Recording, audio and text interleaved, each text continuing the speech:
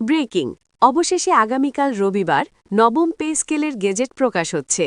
আজ যমুনায় গুরুত্বপূর্ণ বৈঠক শেষে ঘোষণা দেন প্রধানমন্ত্রী। আরও বিস্তারিত থাকছে পুরো ভিডিওতে। আসসালামু আলাইকুম।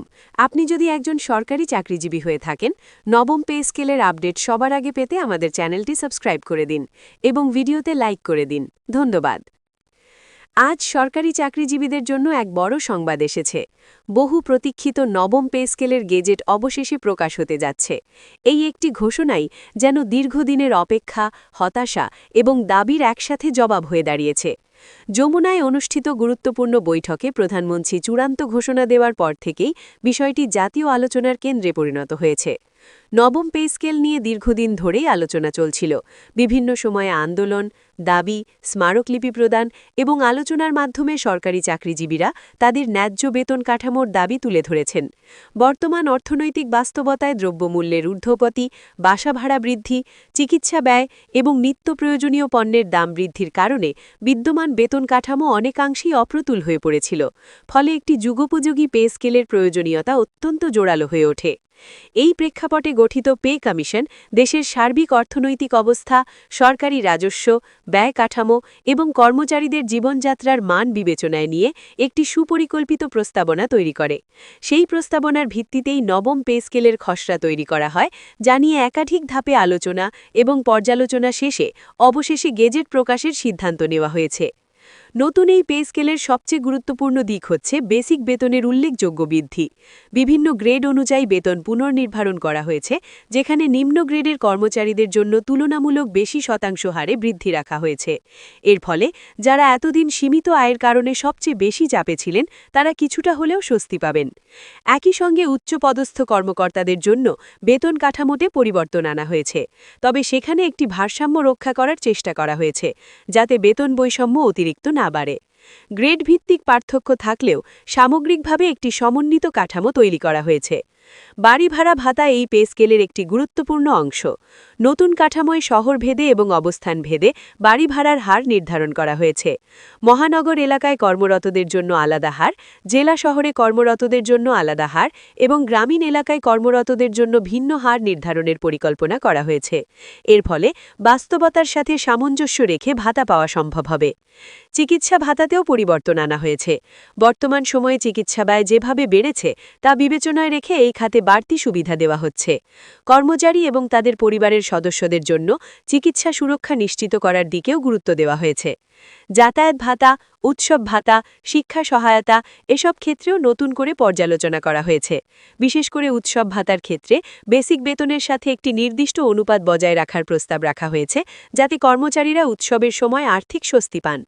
ইনক্রিমেন্ট বা বাৎসরিক বেতন বৃদ্ধির ক্ষেত্রেও পরিবর্তন এসেছে। আগের তুলনায় ইনক্রিমেন্টের হার কিছুটা বাড়ানো হয়েছে বলে জানা যাচ্ছে। এর ফলে চাকরি জীবনের প্রতিটি ধাপে বেতন বৃদ্ধির একটি ইতিবাচক ধারাবাহিকতা তৈরি হবে। পদোন্নতির ক্ষেত্রে বেতন কাঠামো আরও যৌক্তিক করার চেষ্টা করা হয়েছে। অনেক ক্ষেত্রে দেখা যেত পদোন্নতি হলেও বেতনের ব্যবধান খুব বেশি হতো না। নতুন পে স্কেলে এই সমস্যার সমাধান করার উদ্যোগ নেওয়া হয়েছে, যাতে পদোন্নতির সাথে বাস্তবিক অর্থেই আর্থিক উন্নতি ঘটে। পেনশন ব্যবস্থাতেও বড় ধরনের পরিবর্তনের আলোচনা রয়েছে। অবসরপ্রাপ্ত কর্মচারীদের জন্য শতভাগ পেনশন সুবিধা নিশ্চিত করার পরিকল্পনা নেওয়া হয়েছে বলে ধারণা করা হচ্ছে। পাশাপাশি পেনশন গণনার পদ্ধতি সহজ করা এবং দ্রুততার সাথে পেনশন প্রদানের ব্যবস্থা জোরদার করার বিষয়েও গুরুত্ব দেওয়া হয়েছে। পেনশন পুনর্সমর্পণের সময়সীমা কমানো নিয়েও আলোচনা হয়েছে। অনেক অবসরপ্রাপ্ত কর্মচারী দীর্ঘদিন অপেক্ষা করতে বাধ্য হন, যা তাদের জন্য কষ্টকর হয়ে ওঠে। নতুন ব্যবস্থায় এই সময়সীমা কমিয়ে আনার চেষ্টা করা হয়েছে। এই পে স্কেল বাস্তবায়নের ফলে সরকারের ওপর একটি বড় আর্থিক চাপ সৃষ্টি হবে, এটি অস্বীকার করার সুযোগ নেই। তবে সরকার এটিকে একটি প্রয়োজনীয় ব্যয় হিসেবে দেখছে, কারণ সরকারি চাকরিজীবীদের সন্তুষ্টি এবং মনোবল বৃদ্ধি পেলে সেবার মান উন্নত হবে, যা শেষ পর্যন্ত জনগণেরই উপকারে আসবে।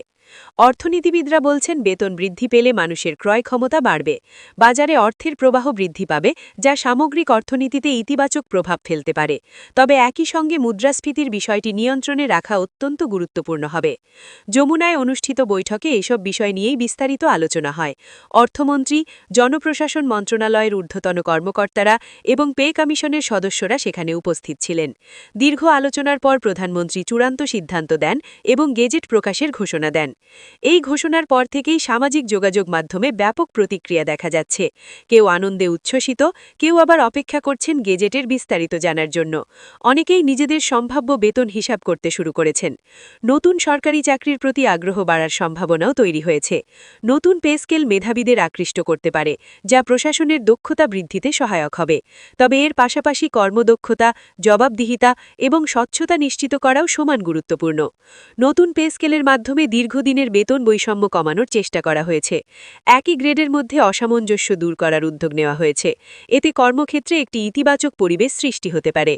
এখন সবার দৃষ্টি গেজেট প্রকাশের দিকে। গেজেট প্রকাশের পরই স্পষ্ট হবে কোন গ্রেডে কত বেতন, কী হারে ইনক্রিমেন্ট, কী ভাতা যুক্ত হচ্ছে এবং বাস্তবায়নের সময়সূচি কী। সরকারি চাকরিজীবীরা ইতিমধ্যে ভবিষ্যৎ পরিকল্পনা করতে শুরু করেছেন। কেউ সঞ্চয়ের পরিকল্পনা করছেন, কেউ পরিবারের জন্য নতুন কিছু ভাবছেন। দীর্ঘদিনের অপেক্ষার পর একটি স্বস্তির বার্তা তাদের সামনে এসেছে। একই সঙ্গে সাধারণ জনগণও বিষয়টি গুরুত্ব সহকারে পর্যবেক্ষণ করছেন, কারণ এটি শুধু সরকারি চাকরিজীবীদের বিষয় নয়, এটি দেশের অর্থনীতি, বাজার এবং সামগ্রিক জীবনযাত্রার উপর প্রভাব ফেলতে পারে। সবকিছু মিলিয়ে নবম পে স্কেলের গেজেট প্রকাশ একটি যুগান্তকারী পদক্ষেপ হিসেবে বিবেচিত হচ্ছে। এটি কেবল একটি আনুষ্ঠানিক সিদ্ধান্ত নয়, বরং একটি বৃহত্তর সামাজিক এবং অর্থনৈতিক পরিবর্তনের সূচনা। এখন শুধু আনুষ্ঠানিক প্রকাশের অপেক্ষা। সেই ঘোষণার মধ্য দিয়েই শেষ হবে সব জল্পনা কল্পনা এবং শুরু হবে নতুন এক অধ্যায়, যেখানে সরকারি চাকরিজীবীদের জীবনযাত্রায় আসবে নতুন গতি, নতুন সম্ভাবনা এবং নতুন প্রত্যাশা।